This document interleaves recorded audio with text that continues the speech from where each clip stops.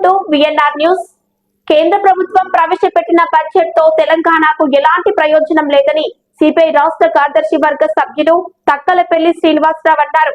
Hanamkonda Kaloji junction లో CPI ఆధ్వర్యంలో కేంద్ర ప్రభుత్వంకు వ్యతిరేకంగా నిరసన తెలుపుతూ ప్రధానమంత్రి దిష్టిబొమ్మను దగ్ధం చేశారు. నిర్మలా సీతారామన్ కేంద్ర ఆర్థిక మంత్రిగా కాకుండా బీజేపీ కార్యకర్తగా వ్యవహరించారని, బీజేపీకి 8 మంది ఎంపీలను ఇస్తే తెలంగాణ ప్రజలకు చేసిందేమీ లేదని తెలిపారు. 10 ఏళ్ల నుంచి తెలంగాణకు బీజేపీ అన్యాయం చేస్తోందని, బీజేపీ ఎంపీ మంత్రులు తెలంగాణ ద్రోహులుగా మిగులుతారని, బీజేపీని తెలంగాణ ప్రజలు బహిష్కరణ చేస్తారని, Kazipet wagon factory, Mulugu university, Bayyaram ఉక్కు ఫ్యాక్టరీ ఏర్పాటు చేయాలని తెలిపారు.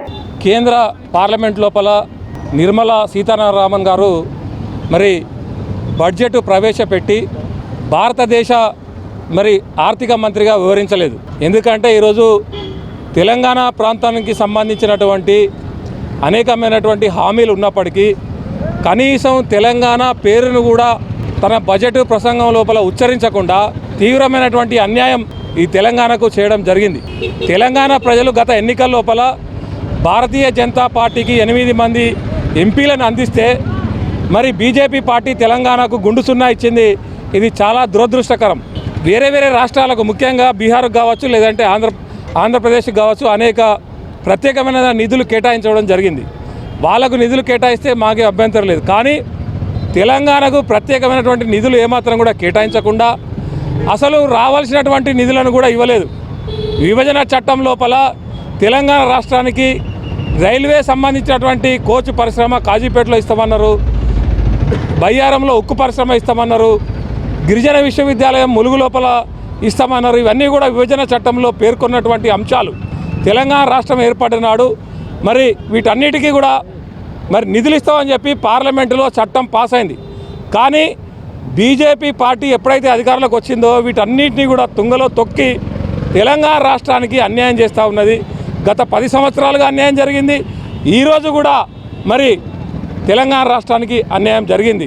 మేము ఒకటే డిమాండ్ చేస్తూ ఉన్నాం. దీని పట్ల ఇక్కడ ఎన్నికైనటువంటి బీజేపీ ఎంపీలు కానీ, బీజేపీ మంత్రులు ముఖ్యంగా కిషన్ రెడ్డి గారు కావచ్చు, లేదంటే బండి సంజయ్ గారు కావచ్చు, సమాధానం చెప్పాల్సినటువంటి అవసరం ఉన్నది. మీరు పార్లమెంటులో తెలంగాణ ప్రజల పక్షాన్ని నిలబడతారా, లేదంటే బీజేపీ తొత్తులుగా మీరు వ్యవహరిస్తారా తేల్చుకోవాలని చెప్పి ఈరోజు బండి సంజయ్కి, కిషన్ రెడ్డి గారిని మేము అడుగుతూ ఉన్నాం. అంతేకాకుండా తెలంగాణ సమాజం ఆలోచించుకోవాలి. బీజేపీ అన్యాయం చేస్తూ ఉన్నది. బీజేపీ పార్టీ నుండి బీజేపీ పార్టీని తెలంగాణ సమాజం నుండి బహిష్కరించేటువంటి రోజులు వస్తాయి.